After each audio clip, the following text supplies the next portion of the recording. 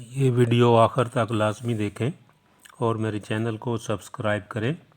Urine یعنی پیشاب میں پروٹین کا معمول سے زیادہ آنا، اس کو پروٹینوریا یا البیومینوریا کہا جاتا ہے۔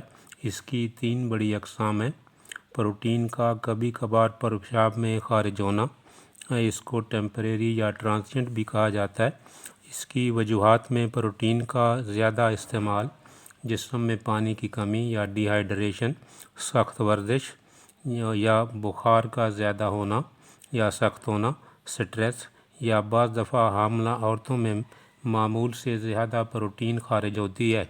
یہ قسم گردے کی بیماری کی وجہ سے نہیں ہوتی، اس کے کوئی علاج کی ضرورت نہیں پڑتی۔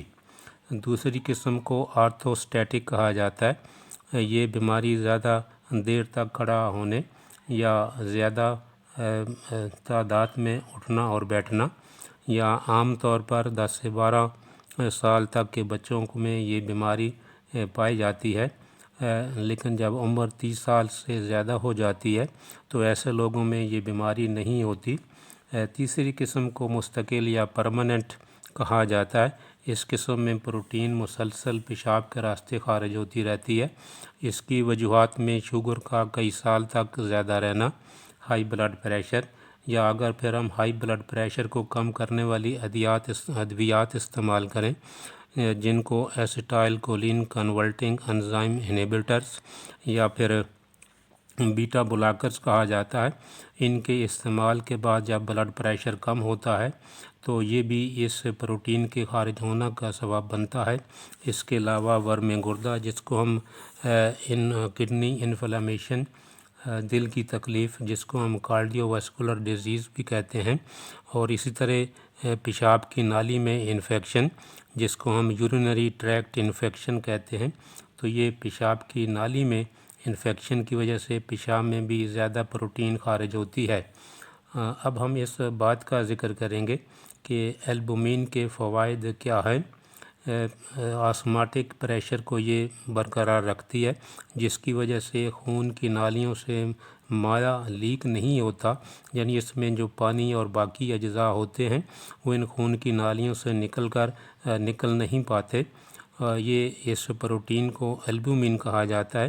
تو البومین جو ہے دیگر کیمیکلز جیسے ہارمونز، وٹامنز یا انزائم یا ادویات جو ہوتی ہیں، ان کیمیکلز کو ایک جگہ دوسری جگہ بھی لے جاتی ہے۔ اگر خون میں البومین کی مقدار کسی وجہ سے کم ہو جائے تو اس میں سے مادہ لیک ہو کر یہ ہمارے پھیپھڑوں میں، ہمارے پیٹ میں اور دیگر حصوں میں جمع ہونے لگتا ہے۔ خون میں البومین کی زیادہ مقدار جسم میں پانی کی کمی، ڈی ہائیڈریشن اور دست یعنی ڈائریا کی طرف بھی اشارہ کرتی ہے۔ اب ہم اس کے علاج کی طرف رخ کرتے ہیں۔ تو اس کے علاج کے لیے ایک پھل جسے ہم انجیر کہتے ہیں، تو یہ مختلف بیماریوں کو کم یا ختم کرنے کے لیے استعمال ہو رہا ہے۔ انجیر کا استعمال ہاضمہ کو تیز کرتا ہے، قبض کو کم کرتا ہے، خون میں شکر اور یعنی شوگر اور چکنائی کو کم کرتا ہے، کینسر کو ختم کرتا ہے۔ انجیر میں وٹامن بی کی کئی اقسام پائی جاتی ہیں۔ اس کے علاوہ اس میں vitamin C, vitamin A, vitamin E اور وٹامن کے بھی پائے جاتے ہیں۔ اس میں کئی قسم کے منرلز بھی پائے جاتے ہیں جن میں کاپر، آئرن، میگنیشیم، سیلینیم اور زنک شامل ہیں۔ تو یہ وٹامنز ہمارے جسم کے لیے بہت اہم ہیں۔ انجیر کا استعمال جنسی قوت کو بھی بڑھاتا ہے، جبکہ وزن اور ہائی بلڈ پریشر کو کم کرتا ہے۔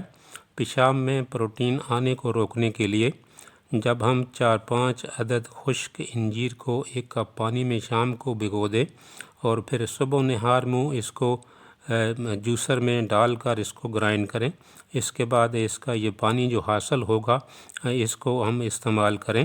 انجیر کو ویسے ہی صبح نہار منہ 4-5 دانے کے حساب سے کھا کے اوپر سے 1 پیالی پانی پی لیں۔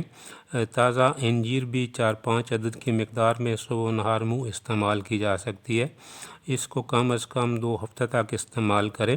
انجیر کے استعمال سے پہلے پیشاب کا ٹیسٹ یا معائنہ کروا لیں، اور انجیر کے استعمال کے بعد بھی اپنے پیشاب میں پروٹین کا ٹیسٹ لازمی کروائیں۔ اس سے آپ کو معلوم ہو جائے گا کہ آپ کے پیشاب میں پروٹین آ رہی ہے یا نہیں آ رہی۔ اگر معمولی وجوہات کی بنا پر یہ مسئلہ ہوگا تو اس ٹوٹکے سے، اس نسخہ سے پیشاب میں پروٹین کو آنے سے روکا جا سکتا ہے۔ اگر زیادہ پروٹین ہے اور اس میں سے کچھ کم ہو گئی ہے تو آپ اس نسخے کو جاری رکھیں، تاکہ جو بھی اس میں عوارض شامل ہیں تو جن کی وجہ سے پروٹین جو ہے وہ زیادہ مقدار میں آ رہی ہے، تو ان عوارض کو کم کر کے ہم پروٹین کے اخراج کو کم کر سکتے ہیں۔